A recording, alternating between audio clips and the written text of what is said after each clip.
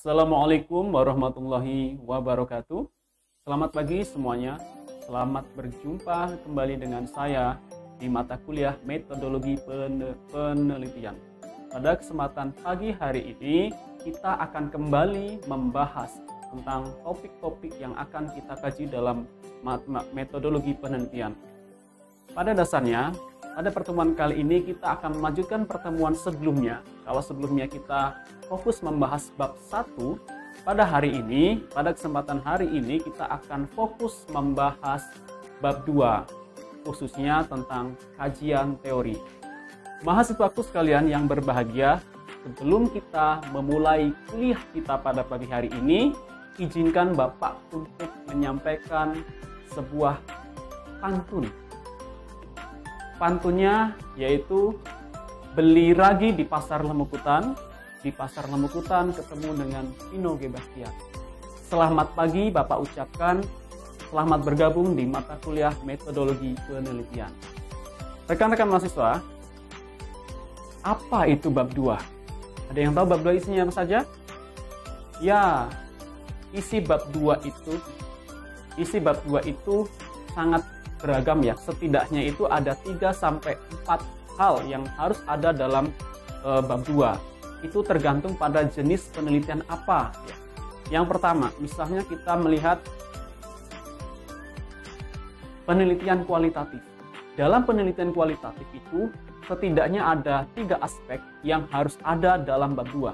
Yang pertama itu berkaitan dengan kajian teori, kemudian yang kedua berkaitan dengan penelitian yang relevan, dan yang ketiga berkaitan dengan kerangka pikir.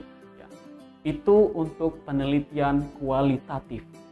Pak, bagaimana dengan penelitian kuantitatif dan penelitian yang lainnya, misalnya penelitian pengembangan? Oke, mari kita lihat bersama.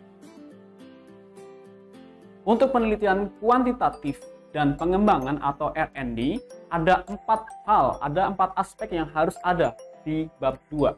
Yang pertama itu berkaitan dengan kajian teori, sama ya dengan penelitian kualitatif. Kemudian yang kedua berkaitan dengan penelitian yang relevan, sama juga dengan penelitian kualitatif. Dan yang ketiga berkaitan dengan kerangka pikir, sama juga dengan penelitian kualitatif. Namun di penelitian kuantitatif dan R&D atau penelitian pengembangan itu ada 1 aspek tambahan. Aspek apakah itu yang dimaksud? Ya, betul sekali. Bahwa aspek keempat yang harus ada dalam penelitian kuantitatif maupun R&D yaitu pertanyaan penelitian atau bahasa lainnya adalah hipotesis penelitian. Next. Oke, kita lanjut ya. Kajian teori itu apa sih? Pada dasarnya kajian teori itu menguraikan teori-teori yang berkaitan dengan variabel penelitian. Nah, teori-teori yang masuk ke dalam kajian teori itu sangat bergantung pada judul yang kalian angkat. Ya, karena satu judul dengan judul yang lainnya itu berbeda variabel penelitiannya ya. Sekali lagi itu tergantung pada judul yang rekan-rekan mahasiswa angkat. Oke. Kemudian dalam kajian teori itu memuat beberapa aspek. Yang pertama berkaitan dengan definisi, ya, definisi dari teori yang kalian ramu, yang kalian angkat. Kemudian yang kedua berkaitan dengan konsep, asumsi. Nah, dari itu semua kemudian akan dikerucutkan menjadi sebuah indikator yang digunakan untuk mengukur variabel sebagai landasan dalam pengembangan instrumen penelitian. Ya. Dan perlu rekan-rekan mahasiswa ketahui bersama bahwa dalam kajian teori itu diperlukan sebuah literatur dan hasil penelitian yang relevan ya. Jadi, saya ulangi lagi, dalam kajian teori itu memuat teori-teori yang akan kalian gunakan sebagai acuan dalam menyusun proposal penelitian. Nah, teori-teori ini antara teori penelitian yang satu dengan penelitian yang lainnya, antara judul yang satu dengan judul yang lainnya itu bervariatif ya. Tidak bisa disamaratakan ya. Tergantung pada judulnya masing-masing ya. Tuh. Kemudian Bapak sudah membuat ini contoh, ini adalah contoh dari penelitian pengembangan ya atau R&D. Jadi seperti yang rekan-rekan mahasiswa simak bersama bahwa judul dari penelitian R&D yang saya tampilkan di sini yaitu pengembangan media pembelajaran PowerPoint interaktif untuk meningkatkan hasil belajar siswa kelas 5 sekolah dasar pada mata pelajaran PKN. Ya. Jadi merujuk pada contoh ini contoh yang saya ambil dari skripsi punya Ayu Ratnasari ya pada tahun 2021 yang merupakan salah satu mahasiswa dari Universitas Pendidikan Indonesia Bandung. Nah, dari judul yang dibuat oleh Ayu Ratnasari, kita dapat melihat beberapa teori yang dimunculkan dalam kajian teori. Yang pertama berkaitan dengan apa? Berdasarkan yang Anda lihat bersama bahwa di kajian teori Ayu Ratnasari ada 4 hal yang berkaitan dengan teori yang dibangun dalam penelitian Ayu tersebut. Yang pertama itu berkaitan dengan media belajar. Kemudian yang kedua berkaitan dengan hakikat PKN di sekolah dasar. Kemudian yang ketiga berkaitan dengan hasil belajar PKN. Dan yang keempat berkaitan dengan pengaruh media pembelajaran PowerPoint interaktif terhadap hasil belajar. Oke, mari kita cek bersama-sama ya. Bahwa pada dasarnya, jika Anda lihat secara seksama dari kajian teori yang dibuat oleh Ayu, di sini dibuat secara detail ya. Dari keempat poin, mulai dari media, hakikat PKN, hasil belajar PKN, maupun pengaruh media pembelajaran PowerPoint interaktif terhadap hasil belajar, itu dibuat lebih detail. Detail yang dimaksud seperti apa, Pak? Nah, detail yang dimaksud di sini itu berkaitan dengan kajian secara rinci ya, sub-subnya, judul dari judul utama, yaitu misalnya berkaitan dengan media pembelajaran. Ayu menjabarkan atau mengelaborasi media pembelajaran menjadi beberapa sub. Misalnya berkaitan dengan media pembelajaran itu apa? Ya, nanti di dalamnya itu berkaitan dengan pengertian media pembelajaran, ciri-ciri media pembelajaran, tujuan dan sebagainya. Kemudian yang kedua berkaitan dengan media interaktif. Ya, pengertian media interaktif itu apa? Tujuannya apa? Klasifikasi dari media interaktif itu apa? Faktor pendukungnya itu apa? Termasuk juga dampak yang ditimbulkan dari penggunaan media interaktif itu seperti apa bagi siswa. Ya, sampai sini paham ya? Oke. Kemudian di pembahasan yang kedua, sub kedua, yaitu berkaitan dengan hakikat PKN di sekolah dasar. Ya.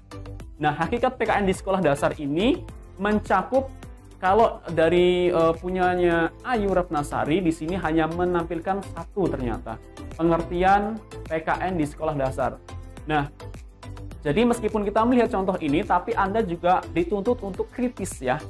Ya, nanti ketika Anda membuat proposal penelitian, Anda bisa mengelaborasi hakikat PKN di sekolah dasar. Misalnya, yang nanti harus Anda buat di bab 2 itu tidak hanya berkaitan dengan pengertian PKN di sekolah dasar saja, tapi juga lebih detail daripada itu. Misalnya, tujuan PKN itu apa? Kemudian, manfaat dari belajar PKN itu apa? Dampak yang ditimbulkan itu apa? Dan lain sebagainya. Itu ya. Kemudian kita lanjutkan di sub yang ketiga berkaitan dengan hasil belajar PKN. Nah, hasil belajar PKN dari contoh Ayu Ratnasari itu dibagi menjadi 3 aspek lagi. Yang pertama berkaitan dengan pengertian belajar dan pembelajaran. Yang kedua, faktor-faktor yang mempengaruhi hasil belajar. Dan yang ketiga, hasil belajar PKN ya. Itu. Jadi, jika Anda yang risetnya berkaitan dengan hasil belajar PKN, misalnya, bisa melihat atau menjadikan contoh dari punya Ayu Ratnasari ini sebagai bahan kajian kalian. Ya, itu. Terutama dalam membuat kajian teori ya di bab 2. Next, selanjutnya, yaitu berkaitan dengan pengaruh media pembelajaran PowerPoint terhadap hasil belajar. Nah, ini perlu Anda jabarkan secara lebih detail ya. Misalnya juga Anda boleh kok misalnya mengambil hasil penelitian dari orang lain yang berkaitan dengan media pembelajaran interaktif PowerPoint yang fokusnya itu pada hasil belajar. Oke, itu ya. Kemudian Bapak lanjutkan. Nah, next. Nah, contoh selanjutnya ini adalah contoh kajian teori ya pada penelitian kualitatif ya. Di sini penelitian yang digunakan adalah studi kasus ya. Judulnya adalah studi kasus learning loss pada siswa kelas 5 sekolah dasar akibat pembelajaran jarak jauh di masa pandemi COVID-19. Nah, judul tersebut dibuat oleh rekan kita yang bernama Anissa Nurul Fadiah tahun 2022 yang merupakan salah satu mahasiswa PGSD dari Universitas Pendidikan Indonesia Bandung. Ya, rekan-rekan mahasiswa yang saya banggakan, coba ayo mari kita lihat bersama apa sih isi dari judul yang dibuat oleh Anissa Nurul Fadiah. Oke, dari judul yang dibuat oleh Nurul Fadiah, bisa kita lihat ya bahwa dalam kajian teorinya itu memuat beberapa aspek ya, aspek lebih detail ya terkait dengan teori. Yang pertama berkaitan dengan learning loss ya. Nah, tapi perlu kita kritik juga ya bahwa yang dibuat oleh Anissa ini adalah garis besarnya saja ya. Jadi nanti kalian ya yang membuat kajian teori itu harus membuatnya secara lebih detail lagi ya, supaya lebih rinci, supaya kita bisa melihatnya itu lebih enak dan lebih detail ya. Oke, kita lihat dari contoh kajian teori yang dibuat oleh Anissa. Ya, dari judulnya itu kan berkaitan dengan learning loss. Maka yang dibuat pertama kali itu adalah teori yang membahas tentang learning loss. Nah, jika penelitian kalian berkaitan dengan learning loss, boleh Anda jabarkan secara lebih detail, misalnya pengertian dari learning loss itu apa, ya, dampak dari learning loss itu apa, dan faktor-faktor yang menyebabkan terjadinya learning loss itu seperti apa, serta bagaimana cara untuk menanggulangi fenomena learning loss pada siswa di SD. Kemudian yang kedua, dari kajian teori yang dibuat oleh Anissa itu berkaitan dengan pengertian pembelajaran ya. Oke ya, di sini mungkin kita bisa sedikit mengkritik ya. Jika Anda sama dengan ini, mungkin yang Anda tuliskan cukup dengan pembelajaran. Nah, nanti di dalam pembelajaran tersebut Anda boleh menuliskan secara lebih detail, misalnya berkaitan dengan pengertian pembelajaran itu apa, tujuan pembelajaran itu apa, faktor-faktor yang mempengaruhi pembelajaran itu apa, dampaknya seperti apa, termasuk juga sarana dan prasarana penunjang kegiatan pembelajaran di sekolah. Ya, oke, sampai sini paham ya? Oke, selanjutnya kita lanjutkan ke kajian yang ketiga, yaitu berkaitan dengan pembelajaran jarak jauh. Ya, sama ya, punya Anissa ini hanya menuliskan secara garis besarnya saja. Jadi nanti tugas Anda bersama adalah membuat itu menjadi lebih detail. Jadi misalnya pembelajaran jarak jauh itu dielaborasi lagi ke dalam sub-sub yang lebih rinci. Misalnya berkaitan dengan pengertian pembelajaran jarak jauh, faktor penyebab terjadinya pembelajaran jarak jauh, dampaknya seperti apa, serta upaya untuk menanggulangi itu. Ya. Itu adalah contoh dari penelitian kualitatif yang dapat kalian lihat dari skripsi dari Ananda Anissa Nurul Fadiah. Oke, sudah dua contoh yang Bapak berikan ya.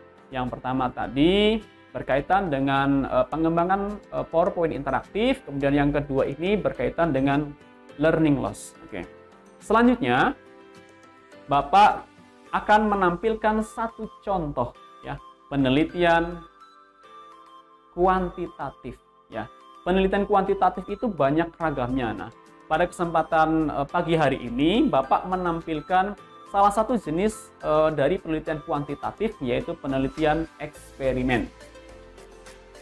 Bapak di sini mengambil penelitian dari Ramadiani Putri Kuntara Ya, Ramadhani itu adalah mahasiswa PGSD sama dari Universitas Pendidikan Indonesia Bandung. Dan skripsi ini ditulis pada tahun 2022 ini. Jadi masih sangat baru sekali ya. Nah, Ramadhani membuat penelitian dengan judul efektivitas penggunaan metode EJA dalam mengatasi kesulitan membaca permulaan siswa kelas 2 sekolah dasar.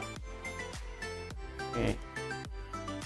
Lalu, bagaimanakah kira-kira isi dari kajian teori yang dibuat oleh Ramadhani? Ya, dapat kita lihat bersama ya. Nah, yang dibuat oleh Ramadhani ini jauh lebih spesifik ya dibandingkan dengan dua teman yang lainnya ya. Yang dibuat oleh Ramadhani itu bisa Anda lihat secara seksama itu lebih detail ya. Yang pertama, yang muncul dari kajian teori ya, atau di sini ditulisnya itu landasan teori ya. Jadi perlu kalian ingat bersama ya sebelum Bapak lanjutkan, setiap kampus itu memiliki aturan main atau acuan atau sistematika dalam pembuatan skripsi yang berbeda satu dengan yang lainnya ya. Dan itu semua dikembalikan kepada kampus masing-masing.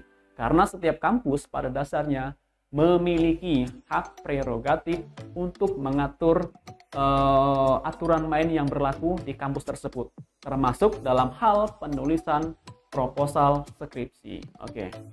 Next ya, kita lanjutkan dari skripsi Ramadhani. Oke. Coba Anda lihat secara bersama ya. Variabel apa saja yang muncul atau hal penting apa saja yang muncul dari judul yang dibuat oleh Ramadhani. Oke, setidaknya ada dua hal penting yang muncul yang menjadi acuan dalam pengembangan dalam penulisan kajian teori. Yang pertama yang dibuat oleh Ramadhani itu berkaitan dengan membaca permulaan. Kemudian dari membaca permulaan itu di breakdown lagi, dipecah-pecah lagi, dibuat secara lebih rinci lagi menjadi 7 sub aspek. Yang pertama itu berkaitan dengan hakikat membaca. Jadi hakikat membaca itu apa saja? Ya, Anda jelaskan di situ. Kemudian yang kedua berkaitan dengan pengertian membaca permulaan. Kemudian yang ketiga berkaitan dengan membaca permulaan tingkat SD. Yang keempat adalah step by step atau langkah-langkah dalam membaca permulaan. Yang kelima itu berkaitan dengan tujuan dari kegiatan membaca permulaan. Yang keenam itu berkaitan dengan faktor-faktor yang mempengaruhi kemampuan membaca permulaan. Dan yang ketujuh itu berkaitan dengan aspek-aspek membaca permulaan. Oke, dari 3 contoh yang kalian lihat secara seksama, yang pertama terkait dengan penelitian pengembangan, yang kedua dari penelitian kualitatif, dan yang sekarang berkaitan dengan penelitian kuantitatif, mana kira-kira yang menurut kalian itu lebih mudah dipahami? Ya, silakan Anda sendiri yang menentukan ya. Tapi kalau saran dari saya, sebaiknya kajian teori yang kalian buat ya itu lebih detail, dan saya lebih suka jika Anda itu membuat kajian teorinya itu seperti yang dibuat oleh rekan kalian yang bernama Ramadhani ya. Karena apa? Karena yang dibuat oleh Ramadhani itu sangat detail ya. Sangat detail sehingga dari situ bisa memudahkan tidak hanya bagi peneliti saja, bagi pembaca, terutama juga bagi kami selaku pembimbing proposal skripsi Anda semua. Ya, sampai sini paham ya? Jadi tolong dalam membuat kajian teori itu harus detail. Oke, next kita lanjutkan kembali. Kemudian poin kedua yang dibuat oleh Ramadhani itu berkaitan dengan metode EJA. Apa itu metode EJA? Silahkan Anda cross check itu apa itu metode EJA ya. Tapi hal yang paling penting itu bukan itu. Yang paling penting adalah kita di sini berkaitan untuk mengkaji step by step atau poin-poin penting yang harus ada yang berkaitan dengan metode EJA itu. Yang pertama, yang dibuat oleh Ramadhani itu berkaitan dengan pengertian. Pengertian dari metode EJA itu apa? Kemudian, Yang pertama itu pengertian metode. Metode secara umum itu apa? Kemudian yang kedua, baru dibuat secara khusus, apa itu sebenarnya metode eja.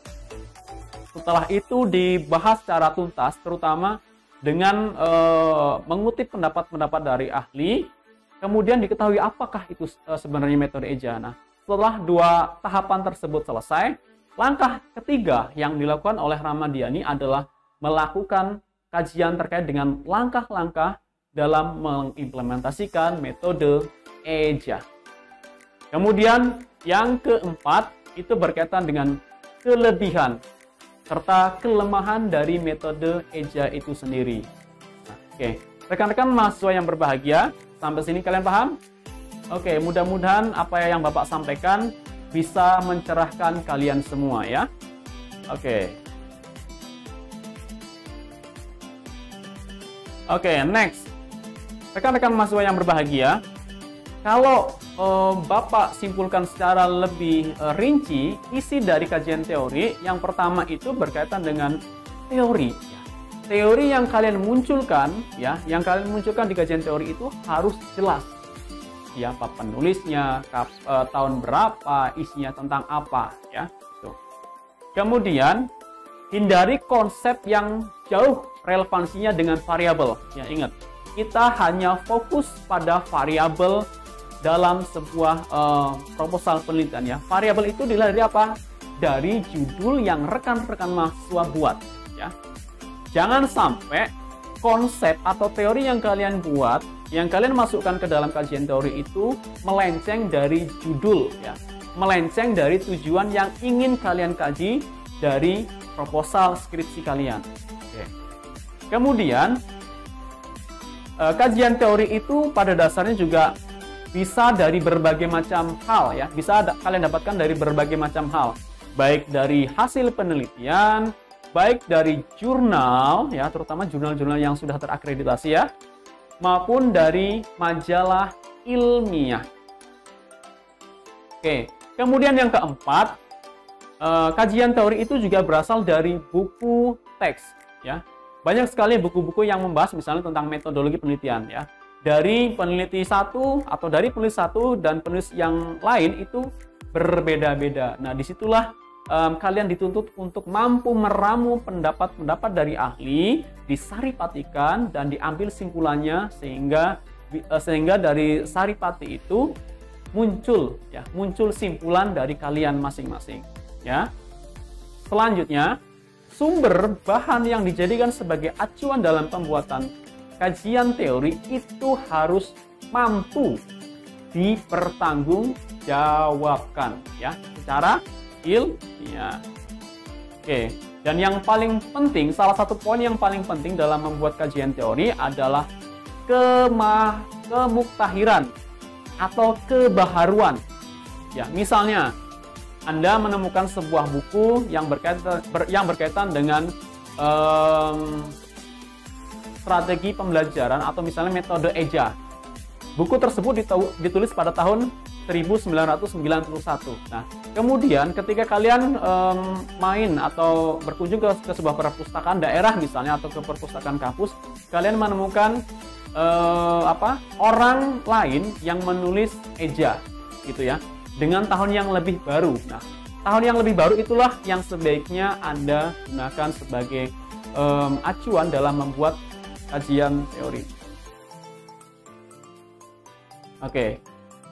Dalam membuat kajian teori ada beberapa tips, ada beberapa hal, ada beberapa rambu-rambu yang harus kalian perhatikan ya.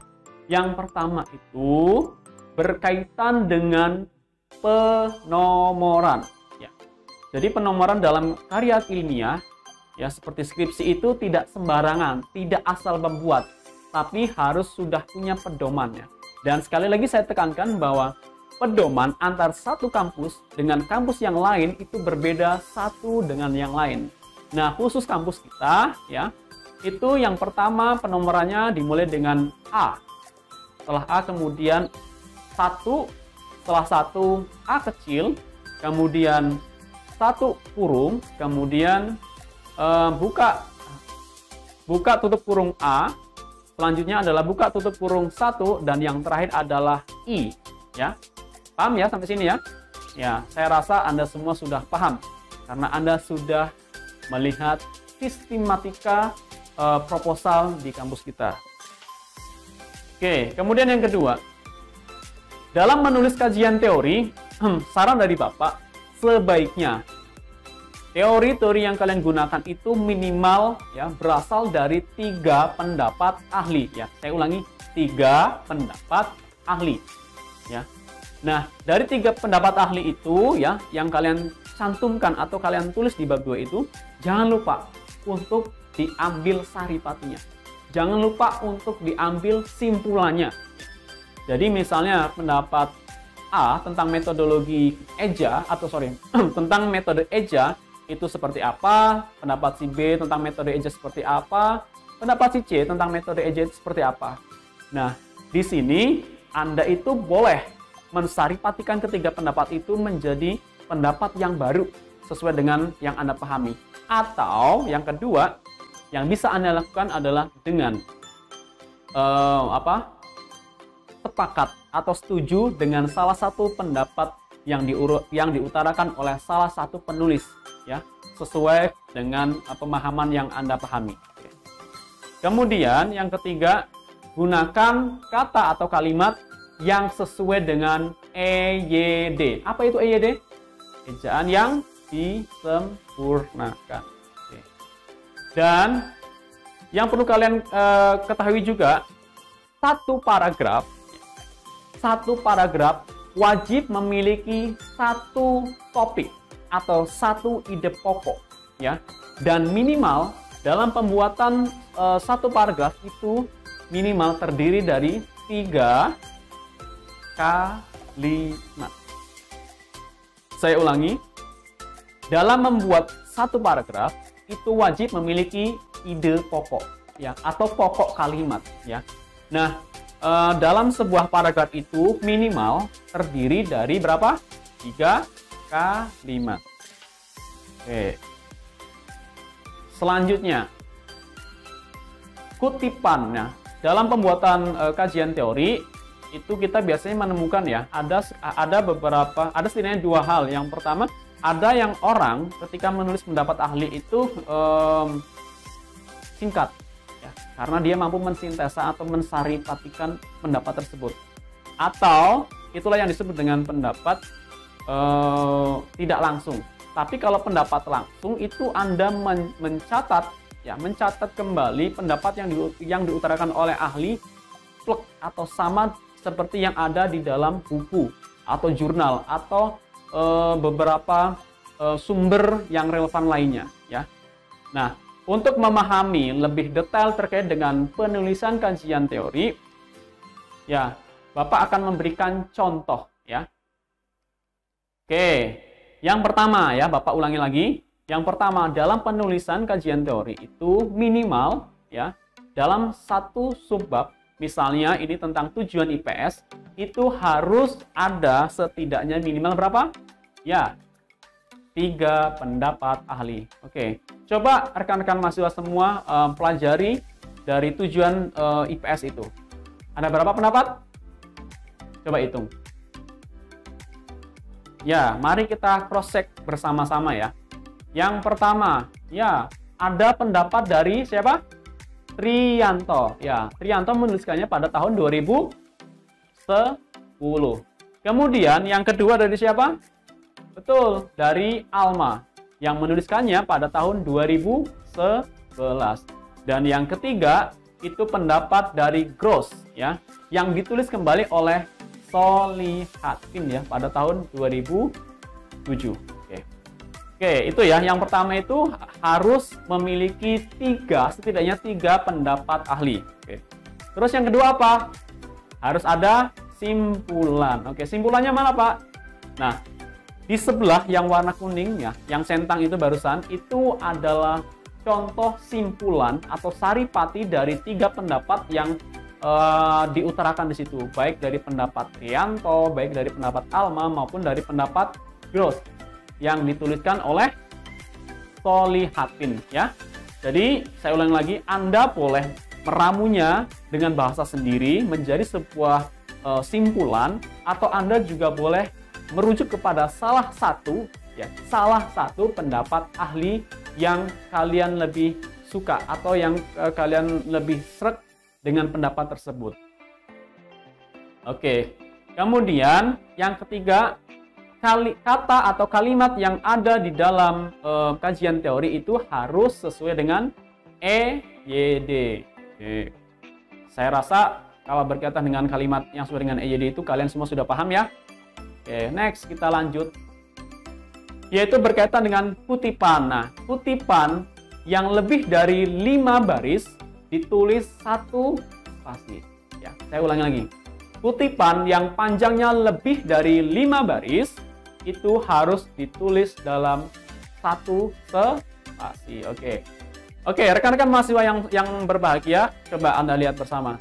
Dari 3 pendapat Trianto, Alma, termasuk Gross, pendapat mana yang di dalamnya itu lebih dari 5 baris? Yuk, siapa? Ya, betul sekali. Ya, seperti yang Anda lihat bersama, bahwa pendapat yang lebih dari 5 baris itu pendapat dari Alma, ya. Di manakah itu? Ya, di situ itu ya, yang Bapak conteng itu. Oke, mahasiswaku yang berbahagia, sekian pemaparan yang bisa Bapak sampaikan untuk pertemuan hari ini, ya, yang berkaitan dengan kajian teori. Nah, sebelum Bapak mengakhiri perkuliahan kita pada pagi hari ini, Bapak punya tugas untuk Anda semua, ya. Tugasnya apa? Ya, tugas Anda semua yang mengikuti mata kuliah metodologi penelitian adalah membuat kajian teori sesuai dengan judul skripsi yang sudah saya setujui. Saya ulangi lagi, tugas Anda masing-masing adalah membuat kajian teori sesuai dengan judul yang telah kalian buat. Oke?